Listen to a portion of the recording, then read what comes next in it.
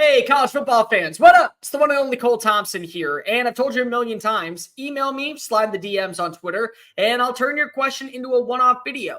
This one comes from Evie in Oxford, who says, Cole, what are your overall thoughts on Jaxson Dart being considered a dark horse to win the Heisman Trophy in 2024?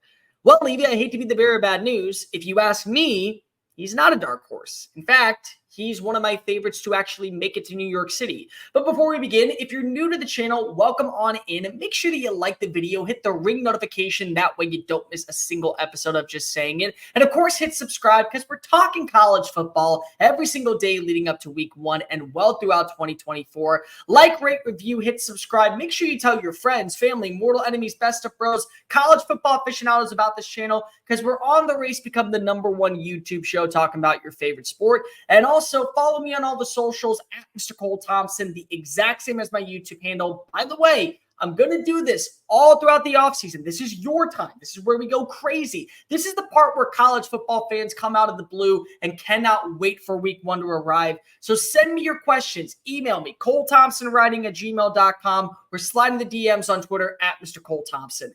Should Ole Miss QB Jaxson Dart be a Heisman favorite? I've already said he's one of my favorites.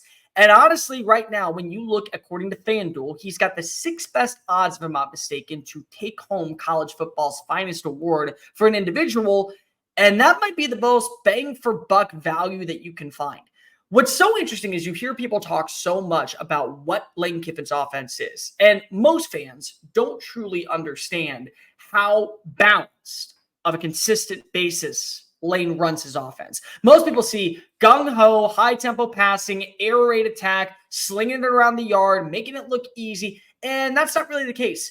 Did you know that Ole Miss ran the football last season with Quinshon Judkins and Ulysses Bentley 53% of the time? So Jaxson Dart, who was a really good quarterback that was still learning how to get better in Lane's offense, only threw the ball 47% of the time. And in that span, he bettered his passing numbers, he upped his completion percentage, he lowered his turnover ratio, and he also led this Ole Miss Rebels roster to an 11-2 finish, capped off with a Peach Bowl win.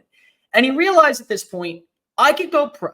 I could take my risk about making it to the NFL draft, or I could come back and I could probably be a pretty big part of this offense that is ready to go compete for a college football playoff spot.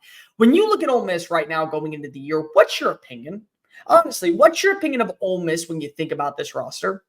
College football playoff or bust, right? Well, you should because of literally everyone who is back, from Jaxson Dart to Jordan Watkins to Caden Prieskorn to Trey Harris to JJ Pegas to Jared Ivey. They're all following the same Michael Jordan mantra of The Last Dance. They don't want to end their time in Oxford with a shot at just saying, hey, we made it to a top 10 finish and a New Year's 6 bowl win. No. They want to be a playoff team. And because of an expansion, you know that they can be. In fact, I would say there's a lot of teams that when you look at their rosters, you say, well, if they don't make the playoffs this year, it's not the end of the world. They'll be back next year. That's not the case for Ole Miss. This feels like it's playoff or bust because of what they've done in terms of revamping this roster and returning production, but also what they brought in via the portal. And now the biggest part of all is that you're losing one of the key elements to your offense. Quinshon Judkins is now in Columbus, Ohio, because if he wants to go ahead and take the money and run.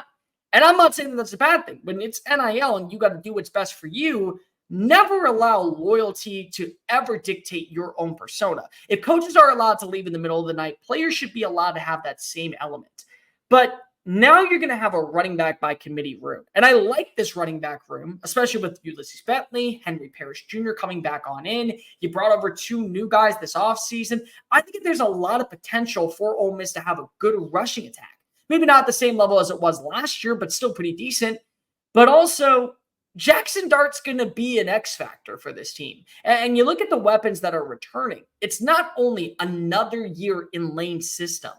It's another year working with Trey Harris, a transfer who comes in last season and lights the world on fire against Mercer.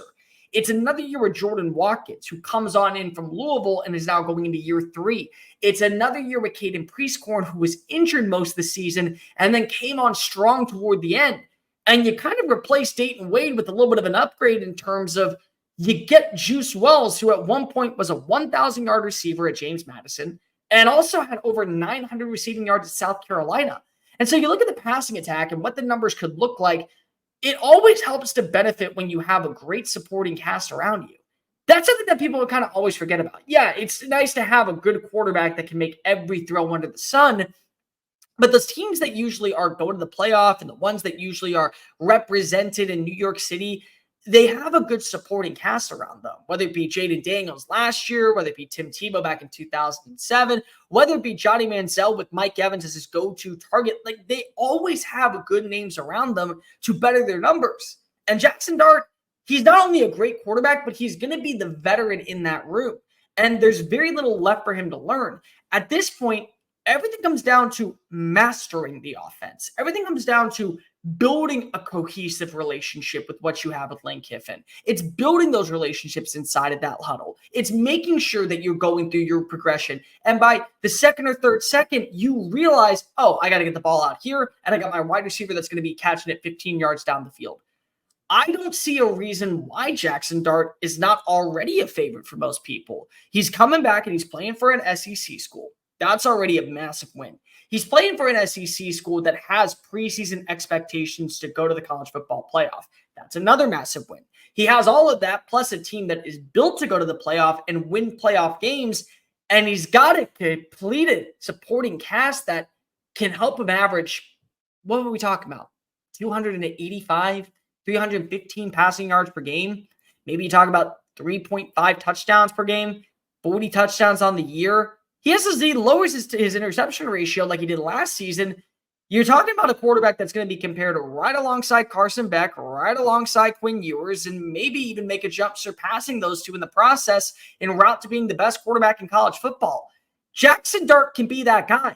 And the question is, when you look at the schedule, it's still an SEC schedule despite being easy, but if you get past Georgia, is anybody else going to have a more prominent win in the country? Maybe Quinn Ewers, but it would also be against the same team. And maybe you go to Atlanta and it's Texas versus Ole Miss, two former Nick Saban assistants going toe-to-toe for a shot at the SEC title. The first time for both of them, I might add in. And the winner of that also wins the Heisman Trophy. Just a fair thought. I think Jaxson Dart absolutely is a favorite to win the Heisman. He's not a dark horse. In fact, you can make a case that when you look at the bang for buck in terms of what the odds are, you would actually be profiting in a significant payroll if you put money down now. And I highly recommend that you do it before the start of the regular season, because that number is going to diminish and your winnings are going to take a massive hit if you don't. But let me know in the comment section down below. What are your thoughts on Jaxson Dart being a potential Heisman favorite?